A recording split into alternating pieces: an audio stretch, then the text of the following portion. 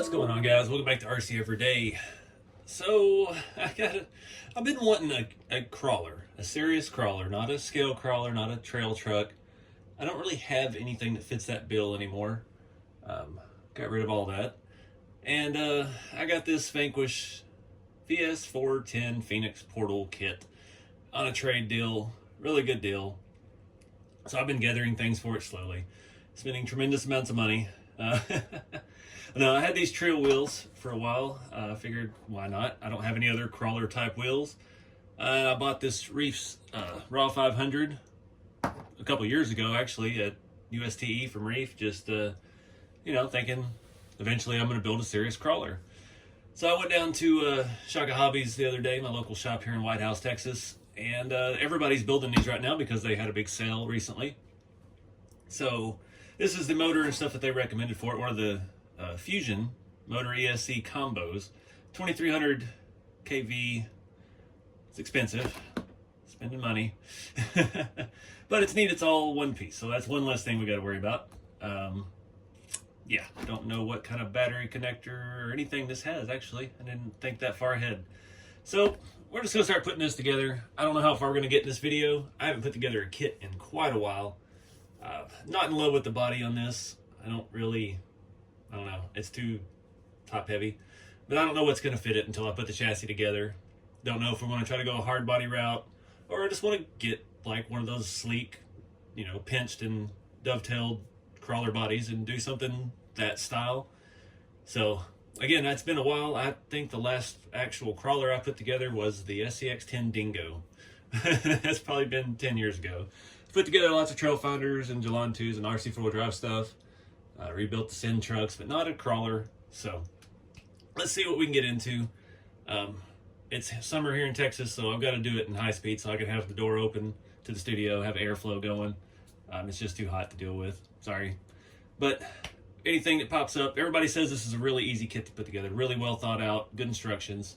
I was talking to my buddy Bob. He said he's put together 6 of these in the last year or so for other people and things. So said it's a really good kit. So I guess we'll get started.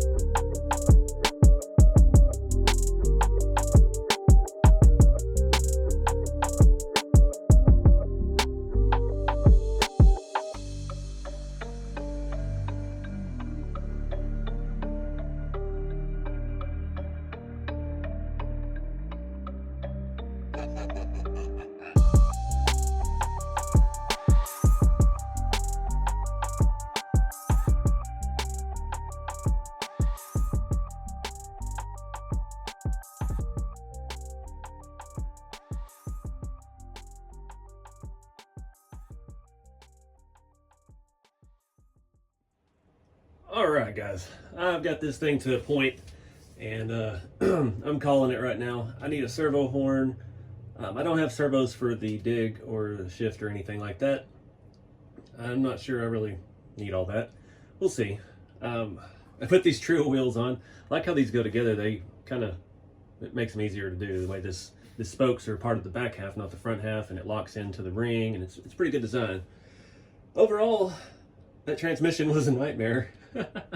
There's just so much going on in that transmission, I swear. Yeah, the box had a sticker that said free hardened gear upgrade. Yep. Got the trucking along with it.